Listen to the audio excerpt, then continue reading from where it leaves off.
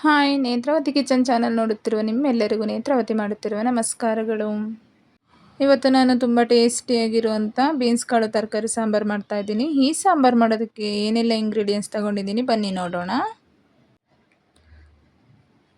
ನೋಡಿ, ನಾನಿಲ್ಲಿ ತಗೊಂಡಿರೋದು ಒಂದು ಈರುಳ್ಳಿ, ಕರಿಬೇವಿನ ಸೊಪ್ಪು, ಅಡುಗೆ ಅರಿಶಿನ ಪುಡಿ, ಟೊಮೊಟೊ ಮತ್ತು ಸೋಂಪು ಕಾಳು, ಸಾಸಿವೆ,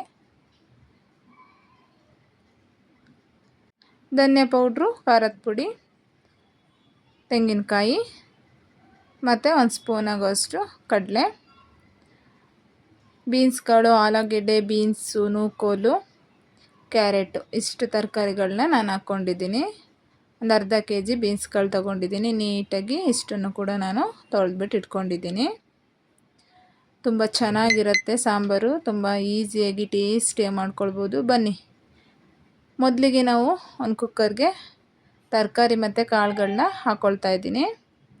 ಇದಕ್ಕೆ ಇವಾಗ ನಾನು 2 ಟೊಮೊಟೊ ಸೇರಿಸ್ಕೊಳ್ತಾ ಇದ್ದೀನಿ ಮತ್ತು ರುಚಿಗೆ ತಕ್ಕಷ್ಟು ಉಪ್ಪು ಹಾಕ್ಕೊಳ್ತಾ ಇದ್ದೀನಿ. ಅದಕ್ಕೆ ಸ್ವಲ್ಪ ನೀರು ಸೇರಿಸ್ಕೊಳ್ತಾ ಇದ್ದೀನಿ. ಸ್ವಲ್ಪ ಅಂದರೆ ತರಕಾರಿ ಮುಳುಗೋಷ್ಟು ಹಾಕ್ಕೊಂಡ್ರೆ ಸಾಕು. ಅದಕ್ಕೆ ಒಂದು ಸ್ಪೂನ್ ಆಗೋಷ್ಟು ಅಡುಗೆ ಎಣ್ಣೆನ ಹಾಕ್ಕೊಂಡು ಇವಾಗ ವಿಷಲ್ಗೆ ಹಾಕ್ಕೊಳ್ತಾ ಇದ್ದೀನಿ. 2 ವಿಷಲ್ ಆದರೆ ಸಾಕು. ಅಷ್ಟರೊಳಗೆ ನಾವು ಮಸಾಲೆ ರುಬ್ಕೊಳ್ಳೋಣ. ಕಾಯಿ ಮತ್ತು ಒಂದು ಟೊಮೊಟೊ ಹಾಕ್ಕೊಳ್ತಾ ಇದ್ದೀನಿ. 1 ಸ್ಪೂನು ಖಾರದ ಪುಡಿ, 1.5 ಸ್ಪೂನು ಧನಿಯಾ ಪೌಡ್ರ್ ಹಾಕ್ಕೊಂಡೆ ಮತ್ತು 1 ಸ್ಪೂನ್ ಕಡಲೆ, ಒಂದು ಅರ್ಧ ಸ್ಪೂನು ಸೋಂಪು ಕಾಳು, ಒಂದು 1/4 ಟೀ ಸ್ಪೂನ್ ಆಗೋಷ್ಟು ಅಡುಗೆ ಅರಿಶಿನ ಪುಡಿ ಹಾಕ್ಕೊಂಡು ಇದಕ್ಕೆ ಸ್ವಲ್ಪ ನೀರು ಸೇರಿಸ್ಕೊಂಡು ನುಣ್ಣು ರುಬ್ಕೊಳ್ಳೋಣ. ನೆಕ್ಸ್ಟ್ ಒಂದು ಬಾಣಲಿ ಇಟ್ಕೊಂಡು ಬಾಣಲಿ ಬಿಸಿ ಆದಮೇಲೆ ಎಣ್ಣೆ ಹಾಕ್ಕೊಳ್ತಾ ಇದ್ದೀನಿ. ಎಣ್ಣೆ ಬಿಸಿ ಆದಮೇಲೆ ಸಾಸಿವೆ ಹಾಕ್ಕೊಳ್ಳೋಣ. ಸಾಸಿವೆ ಚಟಪಟ ಅಂದಮೇಲೆ ಈರುಳ್ಳಿ ಸೇರಿಸ್ಕೊಳ್ತಾ ಇದ್ದೀನಿ. ಈರುಳ್ಳಿನ ನೀಟಾಗಿ ಫ್ರೈ ಮಾಡ್ಕೊಳ್ಳೋಣ. ಈರುಳ್ಳಿ ಸ್ವಲ್ಪ ಕಲರ್ ಚೇಂಜ್ ಆಗೋವರೆಗೂ ನಾವು ಫ್ರೈ ಮಾಡ್ಕೊಳ್ಬೇಕಾಗತ್ತೆ.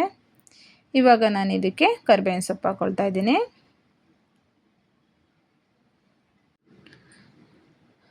ಇವೆರಡು ಫ್ರೈ ಆದಮೇಲೆ ನಾನಿವಾಗ ನುಣ್ಣು ರುಬ್ಬಿ ರೆಡಿ ಮಾಡ್ಕೊಂಡಿರೋ ಮಸಾಲೆನ ಇದಕ್ಕೆ ಸೇರಿಸ್ಕೊಳ್ತಾ ಇದ್ದೀನಿ. ನೋಡಿ, ಈ ಥರ ನುಣ್ಣು ರುಬ್ಕೊಳ್ಳಿ.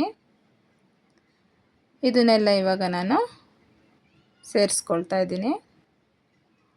ಈ ಜಾರ್ಗೆ ಸ್ವಲ್ಪ ನೀರು ಸೇರಿಸ್ಕೊಬಿಟ್ಟು ಇದಕ್ಕೆ ಸೇರಿಸ್ಕೊಂಡು ನೀಟಾಗಿ ಸ್ವಲ್ಪ ಫ್ರೈ ಮಾಡ್ಕೊಳ್ಳೋಣ. 1-2 ನಿಮಿಷ ಚೆನ್ನಾಗಿ ಮಸಾಲೆನ ಫ್ರೈ ಮಾಡ್ಕೊಳ್ಬೇಕು. ಯಾಕಂದರೆ ನಾವು ಯಾವುದನ್ನೂ ಫ್ರೈ ಮಾಡಾಕೊಂಡಿಲ್ಲ, ಈರುಳ್ಳಿ ಟೊಮೊಟೊ ಎಲ್ಲ, ಹಾಗಾಗಿ ಹಸಿ ಸ್ಮೆಲ್ ಹೋಗೋವರೆಗೂ ನಾವು ಚೆನ್ನಾಗಿ ಫ್ರೈ ಮಾಡ್ಕೊಳ್ಳೋಣ. ನೋಡಿ, ಈ ರೀತಿ ಮಸಾಲೆ ಸ್ವಲ್ಪ ಕುದಿ ಬರೋವರೆಗೂ ನಾವು ಫ್ರೈ ಮಾಡ್ಕೊಳ್ಬೇಕಾಗತ್ತೆ. ಇವಾಗ ನಾನು ಇದಕ್ಕೆ ಕಾಳು ಮತ್ತು ತರಕಾರಿ ವಿಷಲ್ ಹಾಕಿಸ್ಕೊಂಡಿದ್ನಲ್ವ, ಅದನ್ನು ಸೇರಿಸ್ಕೊಳ್ತಾ ಇದ್ದೀನಿ. ಇದನ್ನೆಲ್ಲ ಇವಾಗ ಚೆನ್ನಾಗಿ ಮಿಕ್ಸ್ ಮಾಡ್ಕೊಳ್ಳೋಣ. ನೀರೇನಾದರೂ ನಿಮಗೆ ತೆಳು ಬೇಡ, ಸಾಂಬಾರು ಸ್ವಲ್ಪ ಗಟ್ಟಿ ಬೇಕಂತ ಅಂದರೆ ತರಕಾರಿ ಬೇಯಿಸ್ಕೊಂಡಾಗ ನೀರು ಸ್ವಲ್ಪ ಎತ್ತಿಟ್ಕೊಳ್ಳಿ. ಇವಾಗ ನಾನು ಇದನ್ನು ಎಲ್ಲ ಚೆನ್ನಾಗಿ ಮಿಕ್ಸ್ ಮಾಡಿಕೊಂಡು ಇವಾಗ ನಾನು ರುಚಿಗೆ ತಕ್ಕಷ್ಟು ಉಪ್ಪು ಸೇರಿಸ್ಕೊಂಡು ಚೆನ್ನಾಗಿ ಮಿಕ್ಸ್ ಮಾಡ್ಕೊಳ್ತಾ ಇದ್ದೀನಿ. ಆವಾಗಲೇ ತರಕಾರಿ ಬೇಯಿಸೋಕ್ಕೆ ಸ್ವಲ್ಪ ಉಪ್ಪು ಹಾಕಿದ್ದೆ, ಹಾಗಾಗಿ ಈಗ ಸ್ವಲ್ಪ ಹಾಕ್ಕೊಂಡಿದ್ದೀನಿ. ಇವಾಗ ಒಂದು 5 ನಿಮಿಷ ಕ್ಯಾಪ್ ಕ್ಲೋಸ್ ಮಾಡಿ ಬಿಟ್ಟರೆ ಸಾಕು. ತುಂಬ ಚೆನ್ನಾಗಿ ಟೇಸ್ಟಿಯಾಗಿ ರೆಡಿಯಾಗುತ್ತೆ ನಮಗೆ ಬೀನ್ಸ್ ಕಾಳು ತರಕಾರಿ ಸಾಂಬಾರು.